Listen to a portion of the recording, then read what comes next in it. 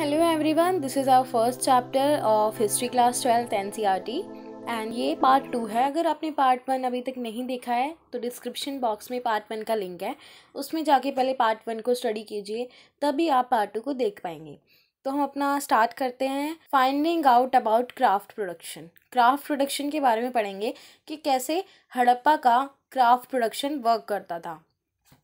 सबसे पहले बात करते हैं चनूद्रो में कुछ टेनी सेटलमेंट्स मिले हैं जो कि एक्सक्लूसिवली डिवोट करते हैं हमारे क्राफ्ट प्रोडक्शन को, जिसके अंदर beads making, shell cutting, metal working, seal making, weight making, ये सब मिला है।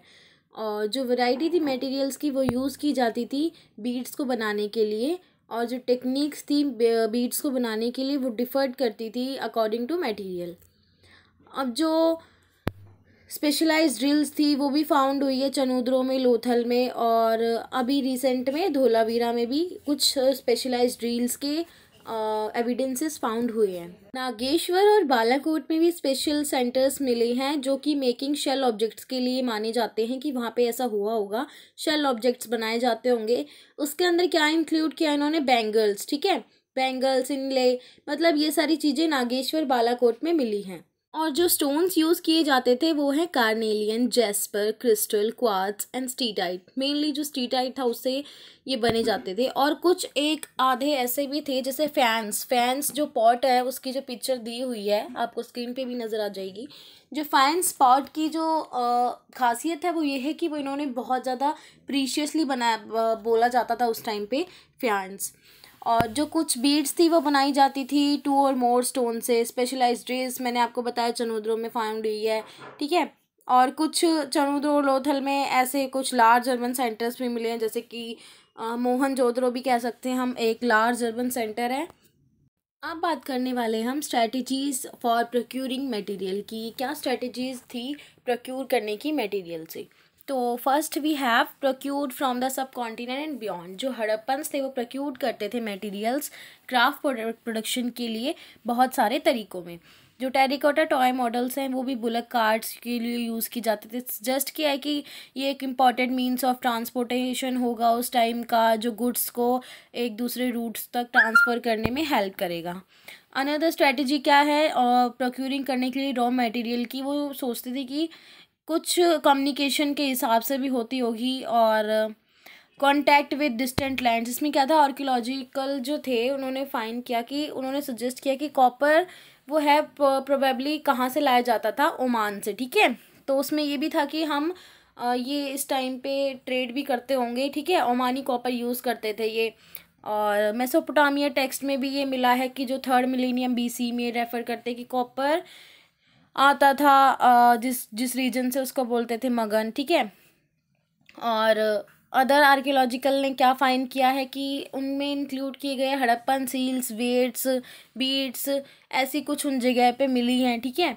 और ये था कि एक कम्युनिकेशन था इनका ओमान के साथ, ठीक है। और मेसोपोटामिया भी इसमें था कि उन सी के उससे भी ये ट्रेड करते थे। वहाँ पे मलुहा एक लैंड है, वहाँ पे भी मतलब ऐसा है कि इन्होंने शीप्स के द्वारा बोट्स और उस पे क्या सील्स लगा देते थे, तो उस हिसाब से इनका जो ट्रेड है वो भी चलता था। अब हम बात करते हैं सील्स, स्क्रिप्ट्स एंड वेट्स की। सबसे पहले आप बात कर लेते हैं कि जो भी इसकी स्क्रिप्ट्स मिली है ना वो अभी तक पढ़ी नहीं गई हैं, वो अनडेसिफर्ड है, ठीक है। अब जो इसकी सील्स थी वो यूज़ की जाती थी फैसिलिटेट करने के लिए जो लॉन्ग डिस्टेंस कम्युनिकेशन होती थी इनकी, जैसे इधर से उधर ये सामान को ट्रेड के हिसाब से करते थे। तो ये क्या करते थे कि क्ले से मतलब उसको रैप कर देते थे, फिर उस पर मोहर लगा देते थे, और उस मोहर पे जैसे राजा का साइन हो जाता था, तो इससे पता लग जाता था कि ये खुला नहीं है, सील पैक आया है, और ये कहाँ से आया है वो भी पता लग जाता था इस सील से, और आइडेंटिफाई कर देता था सेंडर के एड्रेस को या सेंडर को, ठीक है। अब हम बात करते हैं एन इनगमेटिक स्क्रिप्ट। इसका मतलब क्या है? जो हड़प्पन की सील्स थी वो यूजुअली उनके अंदर लाइन ऑफ राइटिंग थी, और प्रोबेबली उनके ऊपर नेम भी रहता था, टाइटल रहता था ऑनर का, ठीक है। स्कॉलर ने ये भी सजेस्टेड किया है कि कोई एनिमल होता था, एक एनिमल, जनरली एन एनिमल मतलब कुछ भी ऐसा करते थे वो कि जिससे सेंडर का पता लग जाए। जितने भी इंस्क्रिप्शन मिली है बहुत ज़्यादा शॉर्ट है, और उनके अंदर 26 साइंस मिले हैं अबाउट, ठीक है। और जो स्क्रिप्ट्स है वो रिमेन, मैंने आपको बताई, अनडेसिफर्ड है, ठीक है, जब से वो मिली हैं। और उसका एविडेंटली अल्फ़ाबेटिकल नहीं है, उसमें बहुत सारे साइंस है, 375 से लेकर 400 तक इसमें साइंस है, तो ये अभी तक पढ़ी नहीं गई है, ठीक है, ये अनडेसिफर्ड है। और हम कह सकते हैं कि अगर आगे कोई महाविद्वान बना तो क्या पता वो आर्कियोलॉजिस्ट आपकी ये जो स्क्रिप्ट है वो फाइंड कर ले, इसके बारे में फिर आपको अपडेट मिल ही जाएगी अगर फाइंड आउट जाएगी, बट अभी तक ऐसा कुछ भी नहीं है। वेट्स के बारे में आते हैं। एक्सचेंजेस होता था, प्रीसाइज सिस्टम था वेट्स का, ठीक है। और जो यूजुअली किससे मेड होते थे, स्टोन का नाम था चर्ट, CHERT। चर्ट से जो मेड होते थे वो होते थे क्यूबिकल की शेप में, जिसके ऊपर कोई मार्किंग्स नहीं होती थी, ठीक है। मेटल स्केल पेन्स भी बहुत मिले हैं वहाँ पे, ठीक है। तो आपका ये वेट्स और कंप्लीट होता है। अब बात करते हैं हम एंशियंट अथॉरिटी की, ठीक है। एंशियंट अथॉरिटी, इसमें क्या था कि बहुत सारी इंडिकेशंस थी, कॉम्प्लेक्स डिसीजन थे जो कि लिए गए थे इम्प्लीमेंट करने के लिए हड़प्पन सोसाइटी को, ठीक है। पैलेसेस एंड किंग्स पे आते हैं। बहुत सारी लार्ज बिल्डिंग फाउंड हुई है मोहनजोदड़ो में, जो कि लेबल्ड है कि एज अ पैलेस यूज़ करते होंगे, आर्कियोलॉजिस्ट ने ऐसा बताया है। कोई भी स्पेक्टेकुलर फाइंड नहीं हुआ वहाँ पे, ठीक है।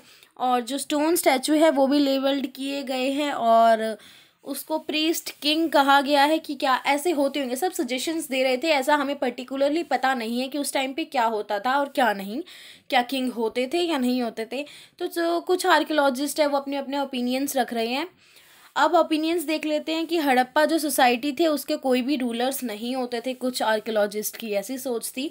और उनका ना ये था कि आर्कियोलॉजिस्ट ये सोच रहे थे कि कुछ ये कह रहे थे कि हाँ there was no single ruler but several rulers, ठीक है। वहाँ पे कोई सिंगल रूलर नहीं था बट बहुत सारे रूलर्स थे।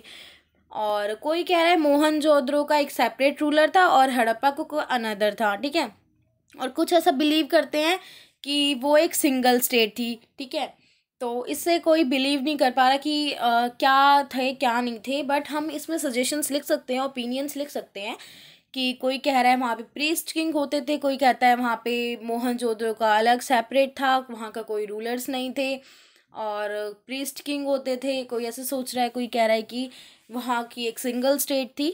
अब बात करने वाले हम द एंड ऑफ सिविलाइजेशन। इस सिविलाइजेशन का एंड कैसे हुआ। बहुत सारे एविडेंसेस मिले हैं आपके 1800 BC में कि ये most of mature Harappan sites थी, और ये रीजंस जैसे बताए गए हैं, चोलिस्तान जो कि अबेंडेंट हो चुके हैं, ऐसे ही जैसे एक्सपेंशन हुआ पॉपुलेशन का, न्यू सेटलमेंट्स हुए गुजरात में, हरियाणा में, वेस्ट उत्तर प्रदेश में, तो ऐसा कहा गया क्या पता इसी वजह से इस सिविलाइजेशन का एंड हुआ हो, राइज ऑफ पॉपुलेशन से।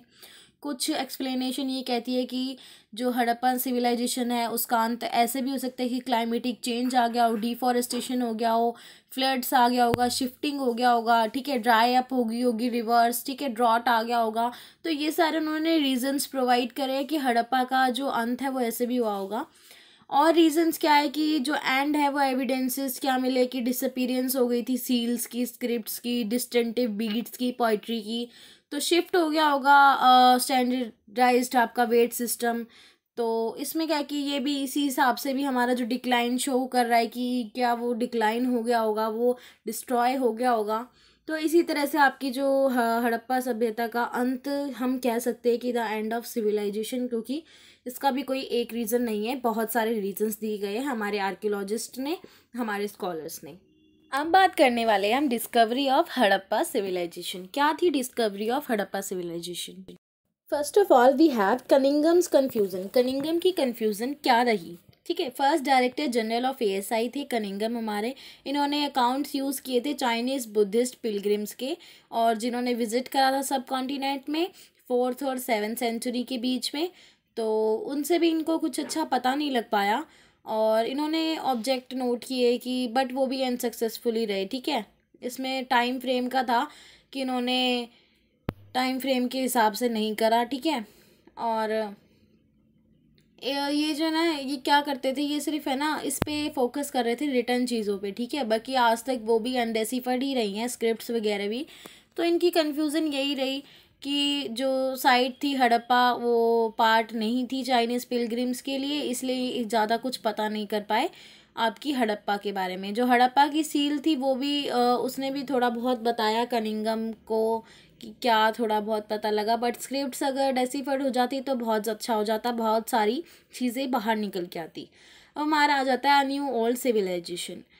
1924 के अंदर जॉन मार्शल आपके डायरेक्टर जनरल बने, एएसआई, ठीक है। उन्होंने अनाउंस कर दिया डिस्कवरी आपकी न्यू सिविलाइजेशन, हड़प्पा सिविलाइजेशन, और हम इसको इंडस वैली सिविलाइजेशन भी बोल सकते हैं। वर्ल्ड के सामने ये इंट्रोड्यूस हो चुकी थी 1924 में, जैसे ही वो जॉन मार्शल आए इन्होंने अनाउंस कर दी थी। इसके बाद जो वर्ल्ड है वो न्यू सिविलाइजेशन से इंट्रोड्यूस हो गया था। अब जो आपके जो जॉन मार्शल थे, इन्होंने एक्सकेवेट किया रेगुलर हॉरिजॉन्टल यूनिट्स में, ठीक है। हॉरिजॉन्टल यूनिट्स में इन्होंने एक्सकेवेट किया, इन्होंने स्ट्रेटिग्राफी इग्नोर कर दी साइट की। इससे क्या हुआ, जो आर्टिफैक्ट्स जो थे वो रिकवर नहीं कर पाए, वो सेम यूनिट को ही उन्होंने एक साथ जोड़ दिया, ठीक है। अब आपकी जो एक्सकेवेशन होगी वो हॉरिजॉन्टल यूनिट से इन्होंने करवा दी, और उसमें ना स्ट्रेटिग्राफी मीन्स इन्होंने टाइम के अकॉर्डिंग नहीं करवाई, वो इन्होंने एक साथ सारा एक्सकेवेट करवा दिया। इससे इनके जो टाइम की थी कि उस टाइम पे कैसी सभ्यता, उससे ऊपर कैसी, क्योंकि मिट्टी से दब दब के वो सभ्यताएं नीचे दब गई थी। तो क्या पता हड़प्पा के बाद कोई और भी सभ्यता हो, टाइम के अकॉर्डिंग हम उसके एक्सकेवेट नहीं कर पाए, ठीक है। अब न्यू टेक्निक्स और क्वेश्चंस क्या थे कि 1980s में क्या था कि वहाँ पे जो ग्रोइंग इंटरनेशनल इंटरेस्ट था वो बढ़ रहा था हड़प्पा आर्कियोलॉजी को लेके, क्योंकि बाहर के लोग ज़्यादा एक्सकेवेट करना चाहते थे, ज़्यादा एविडेंस ढूंढना चाहते थे हड़प्पन सिविलाइजेशन के बारे में। स्पेशलिस्ट थे जो कि सब कॉन्टिनेंट से, अब्रॉड से आए थे, उन्होंने भी ज्वाइन करा और एक साथ काम करा बोथ हड़प्पा और मोहनजोदड़ो में, ठीक है। और उन्होंने मॉडर्न साइंटिफिक टेक्निक्स का यूज़ किया, ठीक है, एक्सप्लोरेशन करने के लिए, रिकवर करने के लिए टाइम को भी, और जो clay, stone, metal, plant, animals जितने भी रिमेन्स बचे हुए हैं उनको एनालाइज करने के लिए उन्होंने बहुत सारे न्यू टेक्निक्स का, मतलब मॉडर्न साइंटिफिक टेक्निक्स का यूज़ किया, ठीक है। जो भी एक्सप्लोरेशन मिली थी वो बहुत ज़्यादा अच्छा इंटरेस्ट दिखा रही थी फ्यूचर के लिए। अब हम टाइमलाइन पे आते हैं। आपकी टाइमलाइन जो यहाँ दी गई हुई है उसको देखते हैं, ठीक है। टाइमलाइन पढ़नी बहुत ज़रूरी है। कुछ मेजर डेवलपमेंट्स जो कि हड़प्पा आर्कियोलॉजी में थे। 19th सेंचुरी में 1875 में जो रिपोर्ट थी अलेक्जेंडर की कनिंगम की, वो हड़प्पन सील पे आई। 20th सेंचुरी में 1921 में MS वत्स उन्होंने एक्सकेवेशन स्टार्ट करी थी अपनी हड़प्पा में। 1925 में एक्सकेवेशन स्टार्ट हुई आपकी मोहनजोदड़ो में। 1946 में जो REM व्हीलर एक्सकेवेट करा उन्होंने हड़प्पा के अंदर, ठीक है। REM व्हीलर इसमें थर्ड जो थे उन्होंने एक्सकेवेट करा, उनसे हमें थोड़ा अच्छा मतलब वो पड़ा इम्पैक्ट कि उन्होंने भी बहुत अच्छी तरीके से हड़प्पा को एक्सकेवेट करा था। 1955 में हमारा आ जाता है SR राव, उन्होंने एक्सकेवेशन करी थी लोथल में। और आपकी 1974 में MR मुगल, इन्होंने एक्सप्लोरेशन करी थी आपके बहावलपुर में। इसी की तरह आपकी टाइमलाइन जो है वो ख़त्म होती है। अब हम देखते हैं जो प्रॉब्लम्स आई थी एक साथ अपने पास्ट को जोड़ने में। Problems of piecing together the past, ये बहुत बड़ी प्रॉब्लम थी। एक ये प्रॉब्लम तो सबसे बड़ी थी कि जो आपकी एंशियंट सिविलाइजेशन मिली है हड़प्पा सिविलाइजेशन, इसके अंदर आपकी जो स्क्रिप्ट्स थी वो अंडरस्टैंडिंग नहीं हुई थी किसी भी आर्कियोलॉजिस्ट के द्वारा, और जो उनके जो मटेरियल एविडेंस थे वो अलाउ करते थे कि आर्कियोलॉजिस्ट को कि उन्होंने रिकन्स्ट्रक्ट कर लिया था हड़प्पा लाइफ को, और जो मटेरियल्स थे poetry, tools, ornaments, house hold objects, इसके हिसाब से उन्होंने अपने हिसाब से जो भी सजेशंस दिए उन्हीं के बेस पे आज तक हम पढ़ रहे हैं, क्योंकि अनडेसिफर्ड है यहाँ की स्क्रिप्ट्स। ऑर्गेनिक मटेरियल्स जैसे कि क्लॉथ, लेदर, वुड, और जनरली जो डिकम्पोज किए गए थे स्पेशली ट्रॉपिकल रीजन्स में, तो उनका ये था कि क्या वो सरवाइव करते थे, स्टोन, बर्न्ड क्ले, टेरिकोटा का यूज़ करते थे, मेटल्स का यूज़ करते थे। और अब कर देते हैं हम बात क्लासीफाइंग फाइंड्स, ठीक है।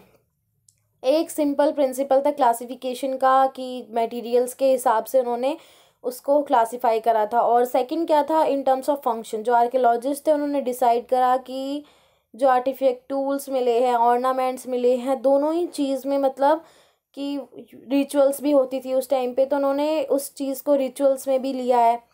और कुछ टाइम्स में क्या देखा है हमने, समटाइम्स मतलब जो आर्कियोलॉजिस्ट थे उन्होंने रिकॉर्ड्स करा है इस एविडेंसेस का, मतलब दोबारा से इनको देखा है, ठीक है। और ट्रेसेस कराए कॉटन को हड़प्पा साइट्स में जो मिली है, और कुछ क्लोथिंग को फाइंड आउट करा है। मतलब कि इन्होंने हर एक चीज़ को दोबारा रिकंस्ट्रक्ट करा। फिर हमारे पास प्रॉब्लम आती है इंटरप्रिटेशन की, ठीक है। जो भी आर्कियोलॉजिस्ट रहे हमारे, उन्होंने सोचा कि कुछ ऑब्जेक्ट्स ऐसे भी हमें दिखाएं जो अनयूजुअल है, अनफेमिलियर है, और उनका कोई लेना देना भी नहीं है किसी चीज़ से। तो उन्होंने सोचा ये रिलीजियस सिग्निफिकेंस से मिलते जुलते होंगे। कुछ अटैम्प्ट्स ऐसे भी मिले हैं कि जो रिकंस्ट्रक्ट किए गए हैं रिलीजियस बिलीव्स को, उनके प्रैक्टिसेस को, क्या क्या होता था, एग्जामिनिंग करा है सील्स को दोबारा।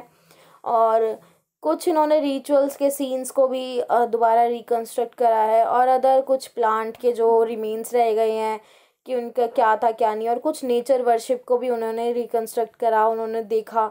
और कुछ रिकंस्ट्रक्शन जो थी वो स्पेकुलेटिव है आर्ट प्रेजेंट तक, क्योंकि आपको सभी को पता है कि आपकी जो ये हड़प्पन की जो स्क्रिप्ट है वो अनडेसिफर्ड है। अगर ये डेसिफर्ड होती है आगे टाइम तक तो बहुत कुछ बाहर आएगा हड़प्पा के इससे। तो इसी के साथ आपका ये चैप्टर कंप्लीट होता है, और प्लीज़ लाइक एंड सब्सक्राइब अगर आपको मेरी इस वीडियो से हेल्प मिलती है। And thank you for watching my video.